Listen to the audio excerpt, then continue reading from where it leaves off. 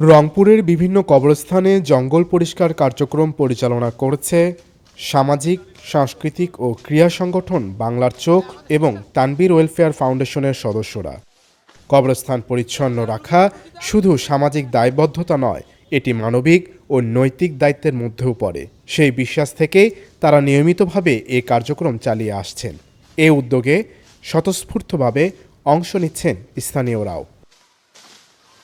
Rangpur city কর্পোরেশনের প্রতিটি কবরস্থানে যেখানে ঝাড় জঙ্গল বা অপরিষ্কার আছে, পরিষ্কারের জন্য যদি নক করা হয় তাহলে সেটা পরিষ্কার করা হচ্ছে। তরুণ সমাজের মাধ্যমে এই কাজগুলি শেষ করার জন্য বেশ ভালো একটা উদ্যোগ, আর এই উদ্যোগটা আমার কাছে খুব ভালো লাগলো। ধর্মীয় দৃষ্টিতে আমরা যে মুসলমান, আজকে কবরস্থান পরিষ্কার হচ্ছে মুসলমানদেরই কবর, আমরা অলওয়েজ এটাকে সাপোর্ট করি। আজকে এটা করতেছি, এরপরে আরও আমরা অন্য অন্য কবরস্থানে যাব পরিষ্কার করার জন্য।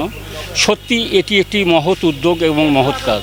শুধু কবরস্থানে নয়, আরও অন্য অন্য সামাজিক যে কাজগুলো সমাজের মানুষের চোখ খুলে দেবে, এই ধরনের কাজ আমরা সবাই করতে চাই। মহানগরীর সব কবরস্থানে ধারাবাহিকভাবে জঙ্গল পরিষ্কার কার্যক্রম চালানোর পরিকল্পনার কথা জানান আয়োজকরা। যেই জায়গায় মৃত্যুর পরে আমি চিরনিদ্রায় শায়িত থাকবো অনন্তকাল, সেই জায়গার যদি এরকম জঙ্গলে ভাগাড় থাকে, এটি আসলে খুবই খারাপ, রক্তে ক্ষরণ হয়। রংপুরের যতগুলো কবরস্থান আছে প্রত্যেকটা কবরস্থান আমরা পরিষ্কার করব।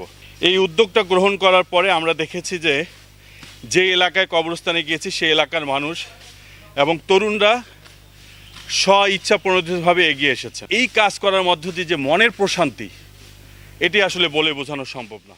এমন অভিনব কার্যক্রমের যাত্রা শুরু হয়েছিল রংপুর সিটি কর্পোরেশনের ২৬ নম্বর ওয়ার্ডের বড় নূরপুর কবরস্থান থেকে। এ ধরনের উদ্যোগকে স্বাগত জানিয়েছেন স্থানীয় বাসিন্দারাও। দৈনিক করতোয়া, রংপুর।